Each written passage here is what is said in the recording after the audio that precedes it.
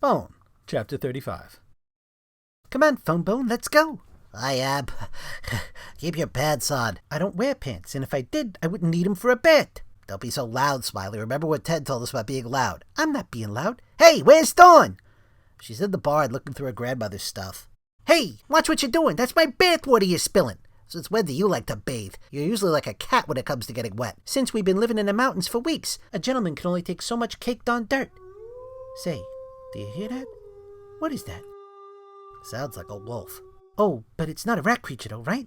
No, it's just some lonely old wolf calling out into the twilight. Sounds kind of sad, doesn't it? You think he'll come here? The wolf? If he does, Ted'll turn him away. Come on, let's get this water around back. You know, Phone Bone, it feels good to be back at Grandma Ben's farmhouse. It's almost like being home again. Has Thorne said what the plan is? We're not leaving right away, are we? That's Thorne's decision. Well, what does she want? Are we going to stay here? We're going to go to Old Man's cave. I don't think she wants to do either. She just wants to get some things and go back to the mountains. It's Grandma Ben, isn't it? Thorne doesn't trust her anymore. Nope, she doesn't trust her. Well, I think Thorne's wrong. I think we can trust Grandma Ben, and we should go meet her at Old Man's cave like Ted wants us to. So do I. But until Thorne changes her mind, we'll just have to be patient. At least until we hear this big plan of hers. You think she really has a plan? I sure hope so. A plan to save us from the rat creatures and to deal with their leader, the hooded one? If Thorne did have a plan, why wouldn't she tell it to us? The plan is to sneak into the rat creature's encampment and assassinate the hooded one. The reason I haven't told you about it is because I'm going alone. I've made arrangements with Ted for the both of you to stay here at the farmhouse. Ted will help you find food. You'll be safer here than you would be at Old Man's cave. Now wait, whoa, what are you talking about? You think after all this we're not going to be part of the plan? Although I feel I should stress that it is a very stupid plan. This doesn't involve you. It's my problem.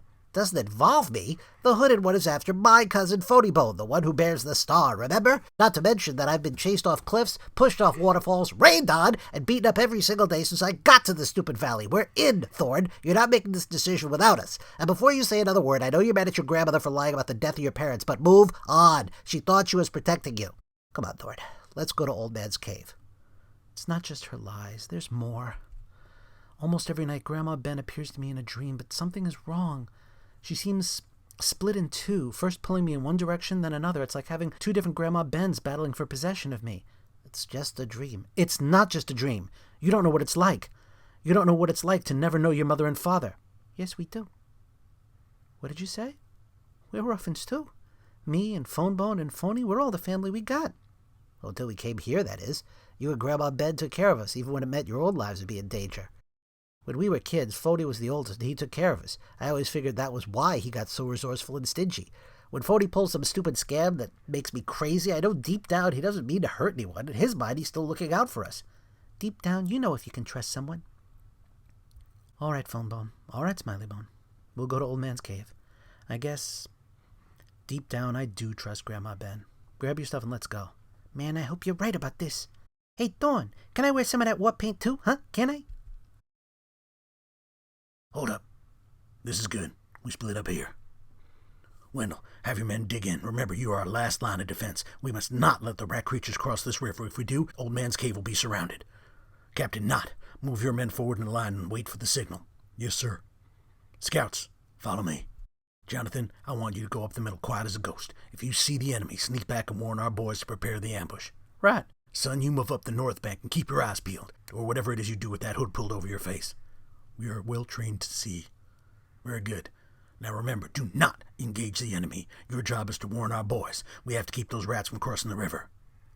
Lucius. Who's there? Do not draw your weapon. It is me. What? You do not recognize me. Has it been so long? But, Briar? Is it really you?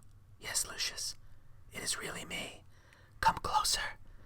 You cannot know how painful it has been to be apart from you. I have ached to be with you. Tell me, how is my baby sister? How is Rose? Have you taken good care of her? How sweet it is to see you. How can this be, Briar? You were killed that night on the mountain pass. That night Thorne's parents were murdered. Rose saw you. Your body was cut in two. It is true. I died that night 15 years ago. And yet, here you are, as beautiful as you ever were in life. That is because I found something better than life. Lucius! Run! No, do not look. Lucius, the rat creatures are getting past us. Help! The rats are coming. Look out! What have I done?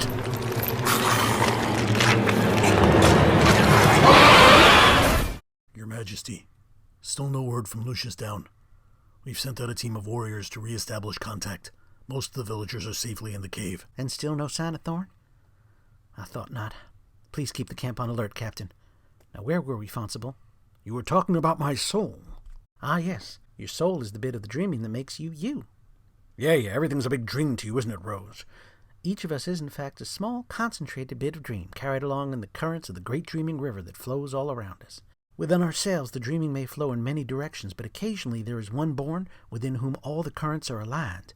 Such a person would be very strong and gifted by fate. Thorn is such a person. Perhaps you are too. Well, strong and gifted, that is hard to deny. But I still don't see why the hooded one wants my soul. Oh, Grandma, what's wrong? it's a gitchy feeling. That terrible feeling makes your head swim and your legs wobble. It's a powerful omen of bad things to come. You gonna be okay?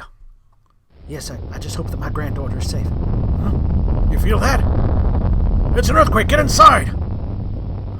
Is it over? What happened? Your Majesty, look at the eastern mountains. What is that? That's the mountain range where the Lord of Locust lies entombed in stone. Holy smoke, did he get loose? No, but he's stirring. A blood moon. That's a bad sign. Your Highness, Lucius is outside the camp. He and his men are being pursued by rat creatures. Get them inside and secure the gates. Lucius, what happened? Rats caught us by the river and slaughtered us. If reinforcements hadn't arrived, we'd have been finished. I should have been with you. I wish you had been. Here, take him. I don't know if he's still alive or not. It's all my fault, Rose. The rat creatures have us completely surrounded. Calm. Be calm. We must prepare for our final stand. I just pray that Thorn is safe, wherever she is.